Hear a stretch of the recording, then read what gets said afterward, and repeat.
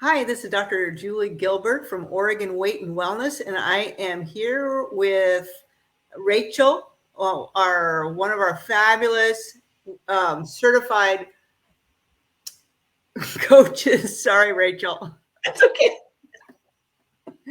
Wellness coaches, but I was going to say something else. Health coaches. Yeah, yeah.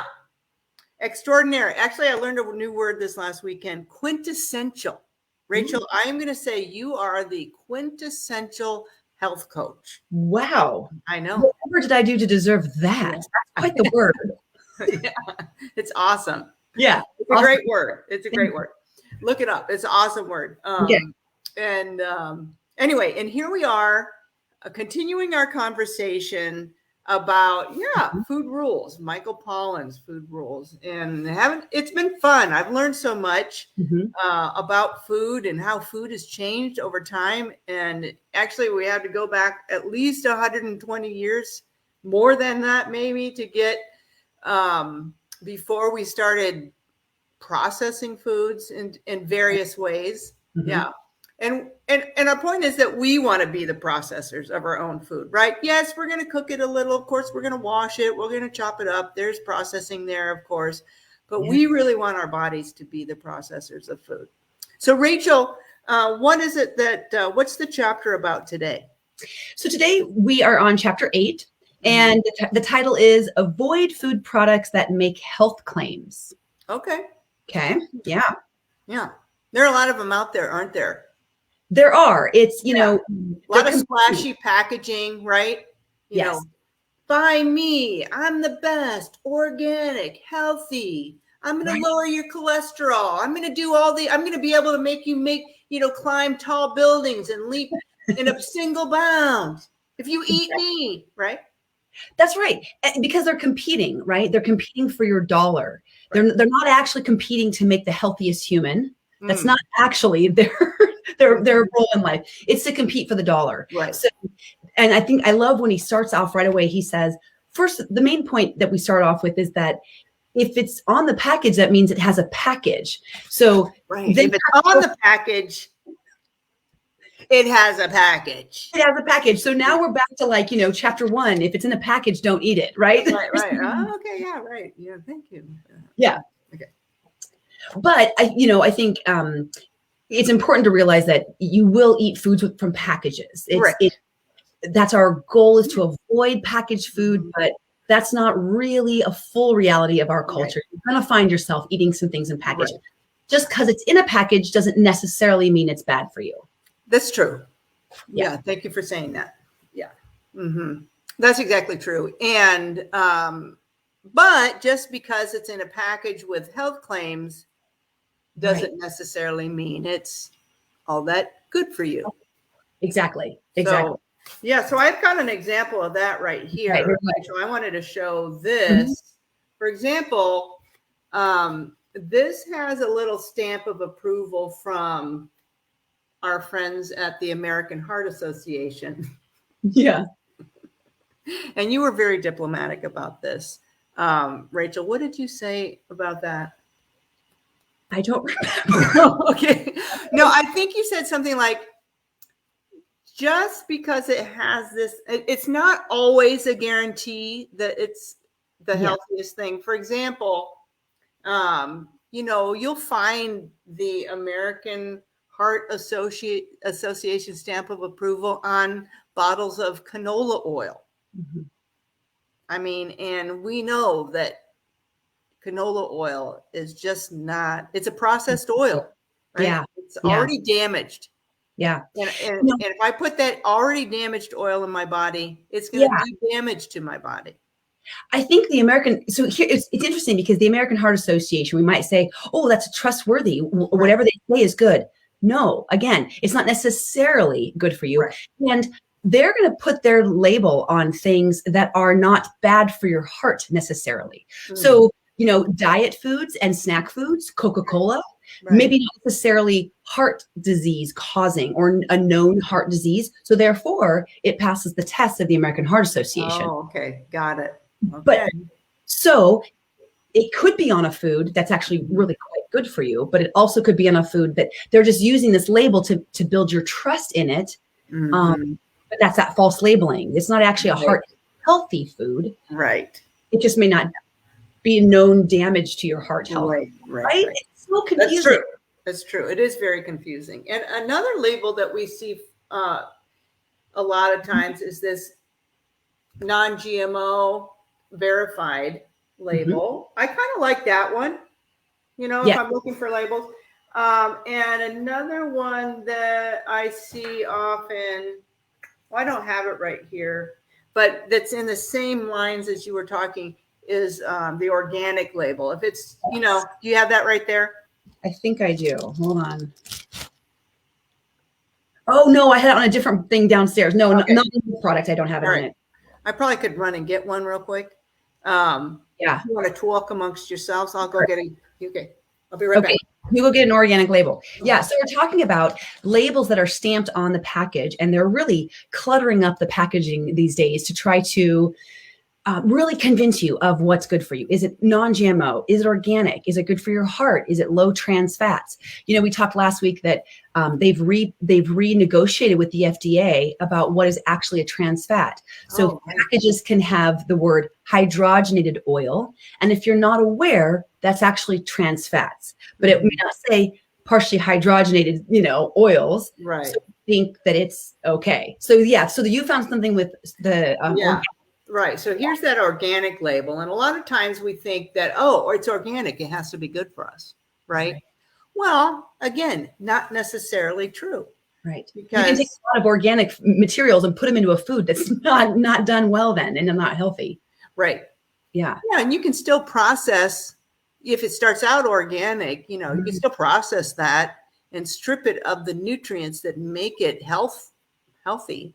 Right. So not necessarily true. So we don't want to get, go through the grocery store so fast and, this says it's good for me. This says it's good. And so we don't want to get sucked in by the marketing, and that's what businesses are about. They're about marketing. Right. Yeah. So we're not necessarily wagging our fingers at them, but we want to be smart consumers. Right? That's right. That's right. And not be sucked into the pretty labels or a lot of times packages will change their label and the total design of the package so that you think, it's new and improved. Right. Or new and improved. Yeah. It's redone. So it must be better for me. Yeah. I had a package here. Can I share this? Sure. Yeah. This package. So we're kind of in the hunt for the healthiest tortilla we can find. Tortillas are a processed food. So they're something I try to avoid, but once in a while I like to have a tortilla. Right. And they're really hard to find. Now, I think Ezekiel's tortillas are probably the most healthy, but they kind of taste like cardboard to me. They're kind of brittle and they don't wrap up nicely. And so, and they go bad very, very quickly. I mean, you have to keep them in your fridge. Right. They will mold within a couple of days. Right. So kind of tricky. Yeah. So my husband is like going through the grocery store, constantly trying to find the different tortillas. So he found these guys. Now look at the packaging here. It says extreme wellness on there, Rachel. I think it must be extremely good for your well-being, right? And it's so good for me. I can eat 3 of them, right? Oh, yes. And they're probably not even going to be clear on what the serving size is. Look it up here, though. Look at the, which way do I go? Here we go. Can you see those? Oh, all the good things about it. The list of none of this, none of that, none of the other thing. Yep. Okay, high in fiber, no cholesterol. Okay. Right. So I tried to, cross-reference that with what I actually see in the ingredients list. And again, it turns out pretty true, pretty right. 100% whole wheat. So if we're going to be eating a wheat product, like a processed, we want 100%, right? But what I wanted to really point out is that now, like what you're saying, this does not have the non-GMO. This does not have the organic. So it kind of gets 2 strikes from me on that. But the third ingredient, first ingredient is water. Second ingredient is whole wheat flour. Third ingredient is cellulose.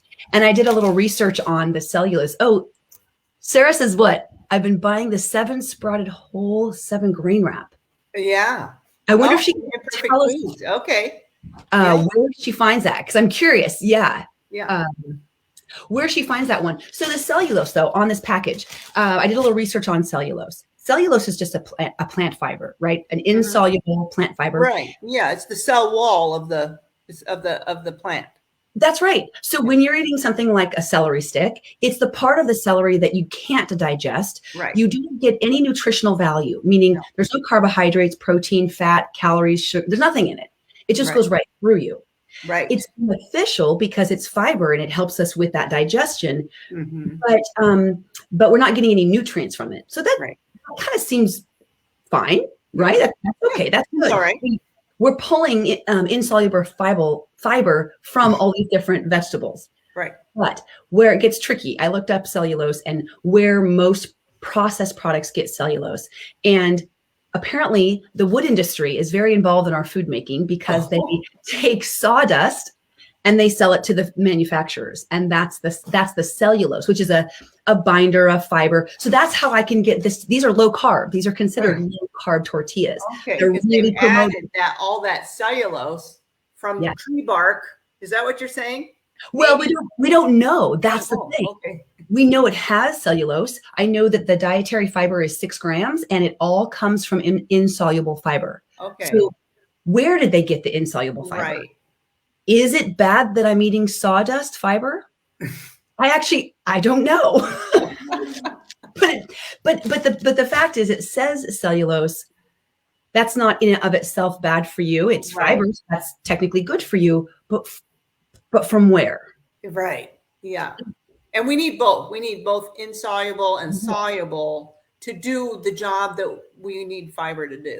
Right. We need both. Like the woof and warp. It's a yin and yang. It does, they work together to give our health to our gut.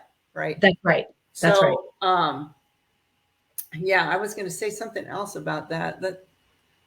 Oh, golly.